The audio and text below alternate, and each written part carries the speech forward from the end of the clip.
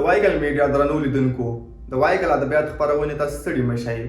د ادیبانو د پیژندنې په لومړۍ برخه کې درته د نړۍ ستر لیکوال او فیلسوف ویکټور ماري هوګو در پیژنم. هوګو یو داسې څوک دی چې د نړۍ زیات خلک له نوم سره اشنایي لري.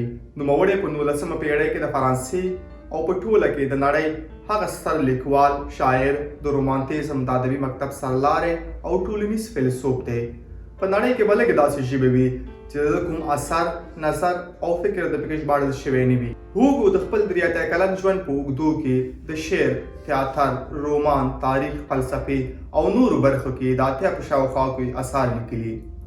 د هوګو په داستاني اثارو کې بېنوایان یا بېوزلان د هغې تر ټولو مهم مشهور نړیوال اثر بلل کیږي. دا یو لوی رومان دی، 800 مخو ته رسیږي او تقریبا د نړۍ په زیاتو ژبو ژباړل شوی دی او ګڼ فلمونه ورڅخه جوړ شوي دي. هوګو په خپل دغه اثر کې د خپلې ټولنې احوال ترسیموي او کله چې موږ لولو نو د هغه وخت فرانسه مو سترګو ته دروي.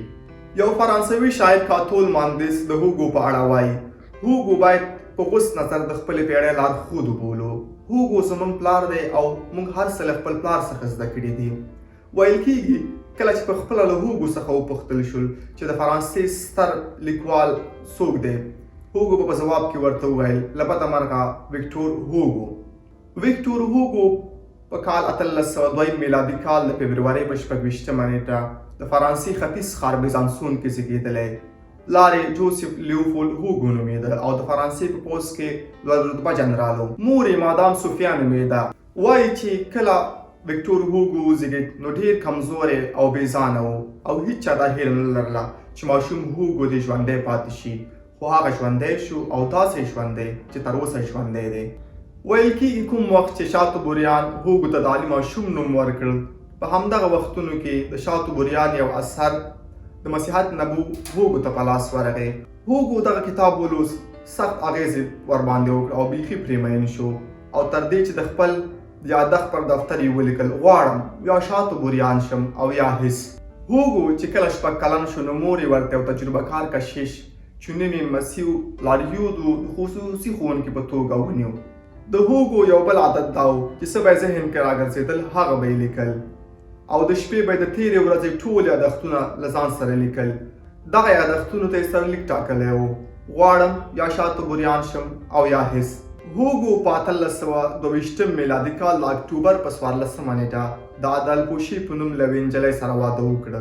د دغې مېرمنې څخه د هوګو 4 اولادونه پیدا شو، 2 زامن او 2 لوڼې. په 1885 میلادي کال هوګو ته ناروغي پیدا شوه او د همدې کال د مۍ په 22مه نیټه د جمعې په ورځ د 85 کلونو په عمر ومړ او داسې وصیت یې وکړ: د خپلو شتو څخه 50,000 فرانکه بېوزلو ته بخښم. هیله من یم چې زما جسد د فقیرانو په تابوت کې هدرې ته یوسئ. د کلیسا له دعا او بخښنې غوښتو څخه بېزاره یم. غواړم ټول خلک راته دعا وکړي. پر خدای بشپړ باور لرم. د فرانسې حکومت د هوګو پر مړینه ملي ماتم اعلان کړ او د خاورې سپارنې په مراسمو کې تر 2 میلیونو زیاتو وګړو ګډون کړی. د هوګو قبر پانتون ته نږدې د لوکزامبورګ په پارک کې واقع دی.